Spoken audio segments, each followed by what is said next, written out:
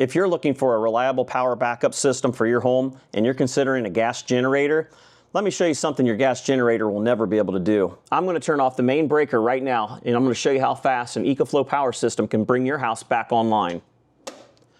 That little flicker right there is 20 milliseconds of quick switchover time from the EcoFlow Smart Home Panel number 3 and the EcoFlow Delta Pro Ultra X. Let's talk about it. You just saw it. I killed the main breaker to the whole house and the system switched over so fast that your electronics won't even notice. That 20 millisecond speed was made possible by the completely redesigned 32 circuit Smart Panel 3, and it's powered by EcoFlow's newest and largest 12,000 watt home battery backup system, the Delta Pro Ultra X. And welcome back to the channel. If you're new here, welcome. My name is Rick of HVACR Survival, where normally my videos are about the repair and maintenance of anything and everything HVACR related, and I also repair home standby generators. Now, in an attempt to set your mind at ease that this review is not biased, let me first start by saying I'm not a dedicated review channel trying to sell you the next shiny thing. My goal is to explain what the Delta Pro Ultra X and Smart Panel 3 has to offer, and if you're interested in purchasing one, I'll leave a link down in the description below where you can save some money. Although EcoFlow provided the equipment at no cost to me, I'm not being paid for this video, and as always, I reserve the right to give my fair and honest opinion of the equipment. That's always my promise to you. I look deeper than the fancy marketing hype. I test and verify the specs that can affect your safety and comfort when using this device during an emergency power outage. I'm going to break down the 4 biggest upgrades they built into the Ultra X and the Smart Panel 3. I'm going to discuss whether or not it's worth upgrading and a few other things that I've learned through my testing that you may want to know if you own other EcoFlow products. Once I've done all that, I'm going to show you if the device can produce the power that it's rated at, and I'll discuss what I like and what I don't like. If you still have any doubts about the authenticity of this review, then listen to this if you've listened to nothing else, because I've watched all the other reviews and not one person had any issues with this equipment. This video is supposed to be released over a month ago. However, I received a defective prototype beta inverter, so I had to wait for a replacement. And unfortunately, the replacement was defective as well. Did the fan stop working on the first unit and the display not working on the second unit happen because of rough handling during shipping? Or were the inverters like that from the factory? Who knows? Either way, it allowed me the opportunity to disassemble both inverters and record what's inside, resulting in me swapping parts from one inverter to make the other inverter work. I recorded myself disassembling the units and making the repairs. I also recorded the installation of the Smart Home Panel 3. And just like the Smart Panel 2, EcoFlow recommends that the Smart Panel 3 be installed by an electrician. That way it's properly licensed, you have the proper permits and things like that, which of course that's entirely up to you what you want to do, but we just got to throw that warning out there. What we're going to do now is I'm going to do a head-to-head comparison of the cost and hassle factor. For years, if you wanted a whole home power backup, you were looking at the big dogs like Generac, Kohler, or now you have the fixed battery solutions like Tesla, but those brand power stations come with something extra that's never mentioned in the sales brochure that EcoFlow doesn't have: the huge time-consuming pain to get them installed. Let's compare them so that you can see how EcoFlow is changing the way power backup is simplified and installed. Now on the screen, I've listed some of the cost comparisons that were provided to me between the Tesla Powerwall 3, the Generac home standby generators, and the EcoFlow Delta Pro Ultra X. I've also done my own research speaking to some of our customers to kind of see what the generators cost, so I had some realistic cost expectations there.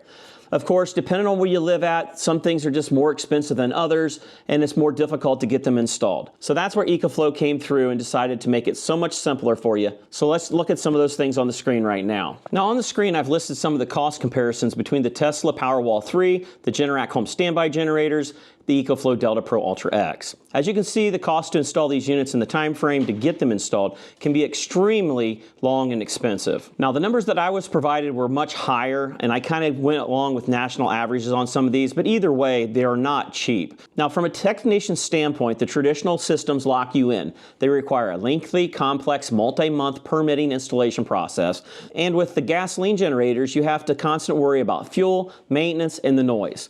EcoFlow solved all that. They designed the Ultra X for a fast, hassle-free installation that an electrician can complete quickly, and we're talking days, not months. Sometimes we're talking as little as 1 day if the installation's simple.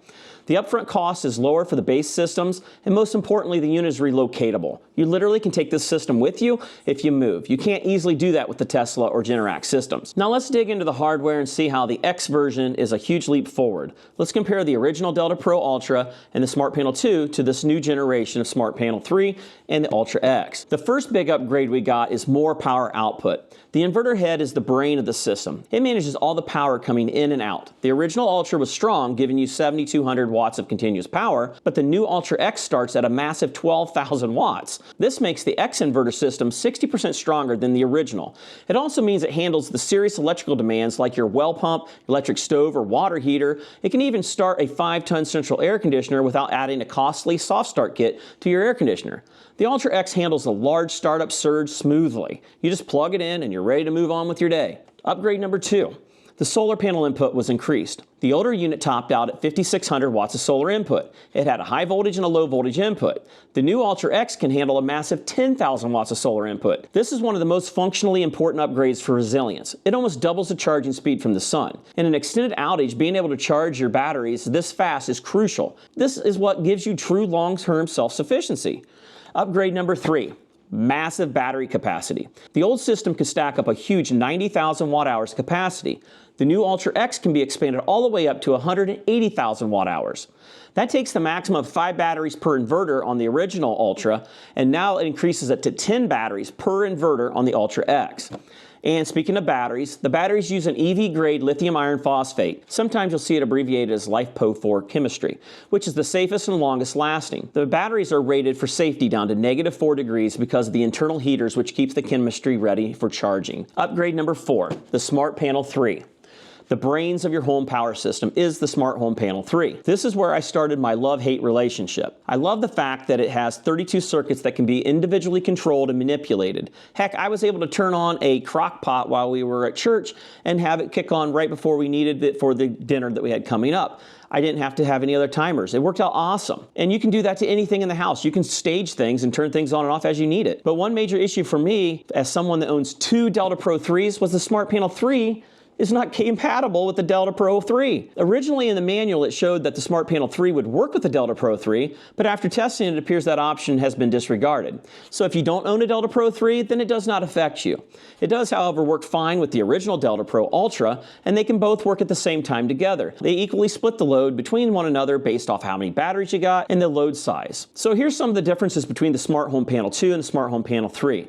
Originally we only had 12 circuits. Now you have a total of 32 independently controlled circuits. You have full home coverage, system intelligence, good app control, AI power management, and it learns your habits. The Smart Home Panel 3 is a full 200 amp smart panel capable of replacing your main electrical breaker box. Being able to control 32 individual circuits gives you true full home power management. Even better, the AI is intelligent. It can forecast the weather, automatically pre-charge your batteries ahead of a storm, and it can even extend your runtime up to 42% by automatically cutting your power to non-essential loads when the batteries get low. It stops the guesswork and does the energy management for you. Now let's talk about the money. This is a big investment, but it's designed to pay for itself over time. The key technical point here is that the Ultra X is not designed for pushing power back into the grid for credit. It's designed for self-consumption and time of use arbitrage. When utility rates are cheaper during off-peak hours, the system charges up the batteries. When the utility rates are more expensive during peak hours, the system automatically powers your home from the batteries instead of buying the expensive power from the power grid. This intelligent self-management is where the savings really happen. EcoFlow data shows that by maximizing this self-consumption, the annual savings can reach around $6,500 a year. This means the system can potentially pay for itself in about 3 years, which is significantly faster than the 5+ years for a fixed system like the Tesla Powerwall, and definitely better than the constant fuel and maintenance costs of a home standby generator. Now let's talk about the safety and reliability. First, the safety compliance. The system is engineered with EV-grade LiPo4 cells. It's certified to the UL 9540 standard. This is the highest level of assurance you can get for a stationary energy storage. Number 2 would be the adaptability. If the sun goes down for days, you're not stranded. You can connect a third-party gas or propane generator to the system using EcoFlow's brand new rectifier to recharge the batteries. This gives you total versatility. Number 3, stealth mode. For those who prep, the system's going into stealth mode, running silent off batteries means you're not the only house with a noisy generator running. You get peace of mind and protection without advertising your location, which means means safety for you and your loved ones. The bottom line is the EcoFlow Delta Pro Ultra X solves the two biggest problems with whole home backup: the delayed hassle of getting installation, the worry of high operating cost, and it's engineered for safety, power, and smart control. We're going to go ahead and prove that the system switches over quickly, and we're going to see that it can load up. Right now we are running at 6,000 watts. We are running the water heaters, our biggest item right here. We're going to kick on the heat pump here in a minute, and we'll kick on an air fryer. So I'm going to make this thing loaded up pretty good.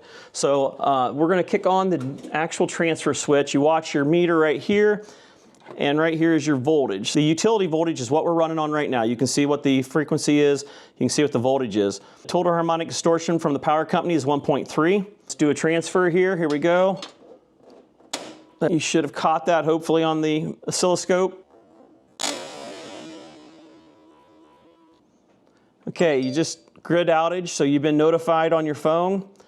You're still stable here. We're running 118 volts. We're running 1.2%. We are plugged into the outlet. You should have seen that change. This is the main coming into the actual house. It is completely off. As you can see, interlock could be turned on, boom, if I wanted to. So we are off. We're gonna go ahead and kick on the air fryer real quick. Okay, right there's the air fryer kicking on. We'll go ahead and let's take the heat pump, which is going to be a spike. Inrush is usually around 25 to 35 amps. The initial start. Let's go ahead and turn on the dryer. All right, right there is the dryer. We are pulling well over. Well, I guess that didn't work so well, did it? All right, well, we went over for a split second. It automatically reset on its own. There you go. Well, let's go ahead and forget about the dryer, and let's go ahead and kick on the heat pump, which see how this does here. There's the air fryer, it's back on. It's at East Kitchen mode. Let's put it on heat. Hold at 72. All right, there went the actual heat pump, just kicked on. All we can do is plug in an actual heater, which we'll plug that in over here, and this is going to prove to you that we were actually on. So let's go low. There's 10,000, 10,008, 10,009. Still pretty clean sine wave there. We're really punching her up. We can go into that total harmonic distortion again. Still at 1.2% right there, which is really, really clean. Most generators are lucky if they can stay under 5%. What else do we? I was looking for another heater to add to the load to max this out, but as you'll notice here in the bottom right corner of the display, we dropped down to 5,500 watts and the unit was starting to shut itself down. Circuit 6 no longer powered based on circuit priority. So that is something that can happen if you pull too many watts and too close to it. It will shut things down on you. The generator inlet box, I've ran this at 14,000 watts, no problem. The smart panel switch is actually overriding some of this because it's getting too close to its comfort zone and it's trying to protect the equipment, rightfully so. The app from EcoFlow is one of the best apps out there. Now, as far as the power, how long it lasts, so going to the app, so far just today, I've used 10 kilowatt hours just for the heat pump. That don't count the actual furnace running, lights, anything else. Each battery only being worth 6,000 watt hours, you need 2 batteries just to barely run the heat pump for a day. You're gonna need quite a few batteries if you're gonna run some big loads like what we got right here. So if you only wanted to run your gas furnace only because you're worried about just backup heat in the wintertime, you can count on needing about 4 kilowatts at least for moderate temperatures. Right now you can feel the heat out of the back, but I don't hear anything. Here, we'll put the microphone down there beside it. You can't hear anything. That's the furnace running in the background. While we're at it, let's go ahead and point out some things that I've had some problems with that really caused some issues when it came time for testing. As you can see here, our cable, this one here is a lot thicker than the traditional one that you had before. This is rated for 30 amps, this is rated for 50 amps. They called these by the same plug number. Nothing was notated on it. The cable here talks about it being AWM style, does not tell you what gauge it was. The solar input here, which we didn't talk about a lot because I don't have solar, you're able to turn it on and off at the actual switch here. So with your wear item, if this breaks, you can swap that out really easily. That actually comes right over here to the rectifier. The rectifier here converts your AC power coming from your generator to solar power. They have no capacitors at all inside that device right there. They're actually using a small rectifier circuit. Now, one of the main reasons to use this rectifier here is so that you can get the full 10,000 watts of power into the actual power station.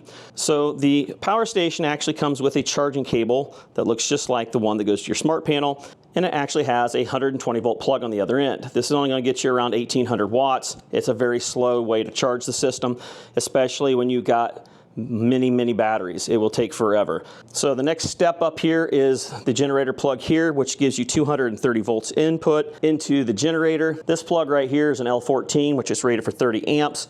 So you're only going to get somewhere around 8,000 watts of charging power. Now they supposedly have a 50 amp one coming out. I haven't seen it, so I can't talk a lot about it, but that is one of the things that they've got there. Here's the original Ultra. Originally, we had the dongle here for the 4G network, so you could be on the cellular band.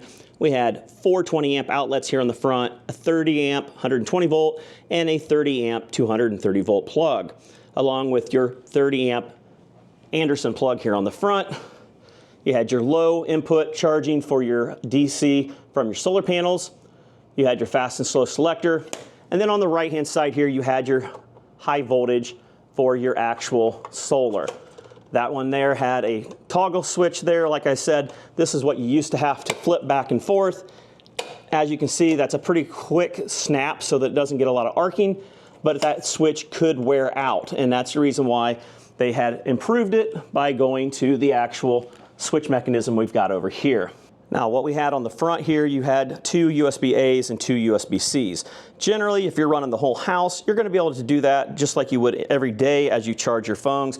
You're going to plug it into the regular wall outlet. So there's really not a lot of use for this here on the front. That's, I think, the reason why they actually got rid of it. So when you come over here to the brand new one, we do not have that at all. They also lowered it down to just 2 20 amp 120 volt plugs in the front. You got the L14 30 amp 230 volt / 120 volt. And you have the 50 amp outlet here.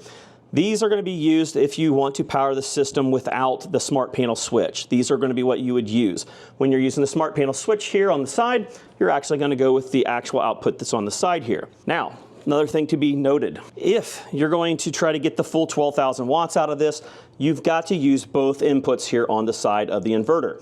You've got one input here, so you could do one stack of 5 batteries, and this here, you could do another stack of 5 batteries, jumping it over.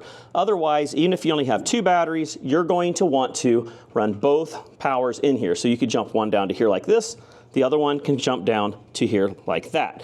That way, it actually makes full use of the inputs. That way, all the amperage is not coming through just one plug. That's something that you're gonna make sure to do, otherwise you're gonna be limited. Now I wanted to demonstrate if you do want to run this with the inlet box, you will need to upgrade to a 50 amp plug or just settle for 8,000 watts, which if you're going to do that, you might as well just stuck with the Ultra. So what we would do is we'd actually come in here and go to the front, which these plugs are dead when you're actually plugged into the smart panel.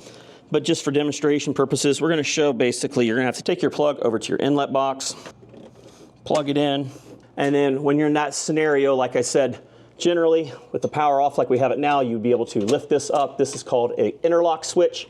You'd be able to flip on the actual system right there. But we can't do that now because, like I said, it's actually hooked up to the Smart Panel 3. If you're not going to go with the Smart Home Panel 3 here and get all the intelligence out of it, but you want the 12,000 watts, you're going to need to put in this inlet box. This is the cheapest way to do it. And like I said, you can get these interlock switches from eBay, Amazon. They're cheaper than they've ever been. That's about all you need to get started. So if you already got a box like we have here, this could be upgraded to an actual 50 amp plug system, and you could do that. So this is even another way to do it. However, these type of boxes here, which make it convenient and easy, are going to cost more money than doing this system here. The reason why I did not install this panel in place of this one is because I did not want to be stuck with it if I should ever happen to have any problems. They do have a bypass here on the top that you can actually bypass it manually on the inside. I did not want to do that until I had enough time with this box to make sure that it's actually going to be reliable, because like I said, I had so many issues with the inverter.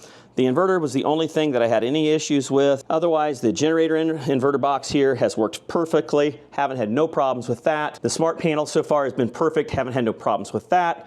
I was able to separate my switches because originally with the Smart Panel 2, I had to double up some of these so that I could get up to 24 circuits.